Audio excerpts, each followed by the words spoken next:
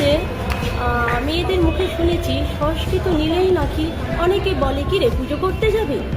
তো আমি ওদিকে বললাম তোরা এবার আনসার দিবি, হ্যাঁ পুজো করতেই যাবে। তো সেই কথা থেকেই ভাবনা আসে, সত্যি তো বিদ্যা অর্জনের জন্য তারা প্রতিদিন বিদ্যালয়ে আসে, তো আনুষ্ঠানিকভাবে বিদ্যা দেবীর আরাধনা করবে না কেন। সত্যি আমরা যদি এরকম উদ্যোগ নিই যে তাদের একটা ওয়ার্কশপ করে তাদেরকে তৈরি করে যদি আমরা নিয়ম নিষ্ঠা যতটুকু ভাবভক্তির মাধ্যমে তারা পারবে পুজো করবে, সেই তাগিদেই আমাদের একটা ভাবনা হয়েছিল। এবং তার সঙ্গে আমার ভাবনার সঙ্গে অনেক টিচাররা এনারা আছেন, আমাকে সহযোগিতা করেছেন এবং ইকুয়াল অপরচুনিটি সেলের থেকেই আমাদের এই ওয়ার্কশপের আয়োজন করা হয়েছিল। 1 মাস ধরে মেয়েদের ট্রেনিং দেওয়া হয়েছিল এবং সেই ট্রেনিংয়ে তাদের সার্টিফিকেটও দেওয়া হয়েছিল এবং ওরা প্রেসিডেন্টকে অ্যাপ্লাই করেছিল যে আমরা পুজো করতে চাই।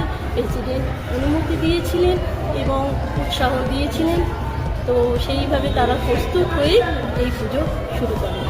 বাড়ির পুজোতে অবশ্যই বাড়ি পুজো করে বাড়িতেও সবাই খুবই খুশি যে আমরা নিজে থেকে এসে যেখানে আমরা বিদ্যা অর্জন করছি সেখানে বিদ্যার আরাধনা করছি, বিদ্যার দেবীর আরাধনা করছি। তো আর পুরুষ নেই তো বলবো না, আমি বলবো না। আমরা পুজো হয়তো মহিলারা করেছি, কিন্তু পুরুষ মহিলা সবাই মিলে একত্রিত হয়েছে। কিন্তু শুধু যে পুরুষ নেই, শুধু যে মহিলা বা শুধু মহিলারা নেই, শুধু যে পুরুষ, সেটা একদমই না। আমাদের স্যারেরা, আমাদের নন টিচিং স্টাফেরা প্রচণ্ডই সাহায্য করেছেন। আমাদের ম্যাডামরা তো আমাদের একদম সিদ্ধারা হয়ে দাঁড়িয়েছিলেন, তাই এটাই সম্ভব হয়েছে। সবাই মিলে না হলে একদমই এটা সম্ভব হতো না।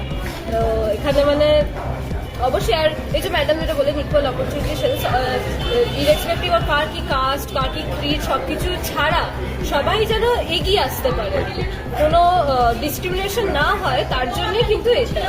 আর আমাদের ইচ্ছা ছিল যে আমরা আমাদের কলেজে নিজেদের পুজো নিজেদের ভাব থেকে করবো, তো তাই জন্যই এটা। আর আমাদের ম্যামেদের উৎসাহ না দিলে ওনারা আমরা এতটা এগোতে পারতাম না।